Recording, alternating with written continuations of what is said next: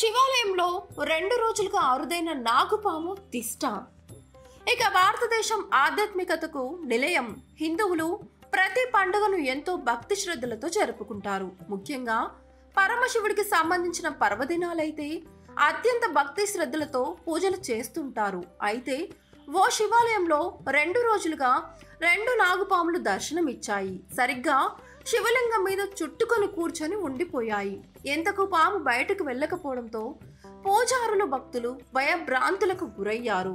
ఇంతకీ ఈ సంఘటన ఎక్కడ జరిగిందో తెలుసుకుందాం.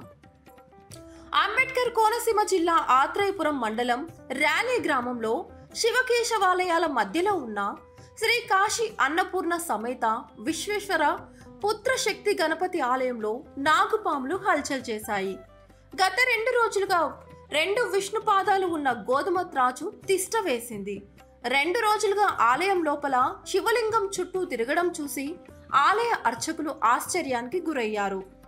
ఈ విషయం తెలిసిన భక్తులు పెద్ద ఎత్తున తరలి వచ్చి దర్శనం చేసుకుంటున్నారు. అయితే 2 రోజులైనా బయటకు రాకపోవడంతో దేవుడికి నైవేద్యం పెట్టడానికి పూజారులు ఇబ్బందులు ఎదుర్కొంటున్నారు.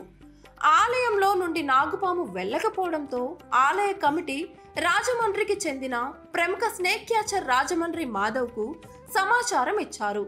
ఇక రంగంలోకి దిగిన స్నేక్ క్యాచర్ సుమారు 2 గంటలు శ్రమించి చాకచక్యంగా పామును పట్టుకొని అటవీ ప్రాంతంలో విడిచిపెట్టారని ఆలయ కమిటీ చైర్మన్ చింతా సూర్యచంద్రరావు తెలిపారు. దీంతో అంతా కలిసి ఊపిరి పీల్చుకున్నారు. ఈ వీడియోపై మీ అభిప్రాయాలేంటో కింద కామెంట్ రూపంలో తెలియచేయండి. ఇలాంటి మరిన్ని ఇంట్రెస్టింగ్ వీడియోల కోసం చూస్తూనే ఉండండి మా ఛానల్. Please subscribe.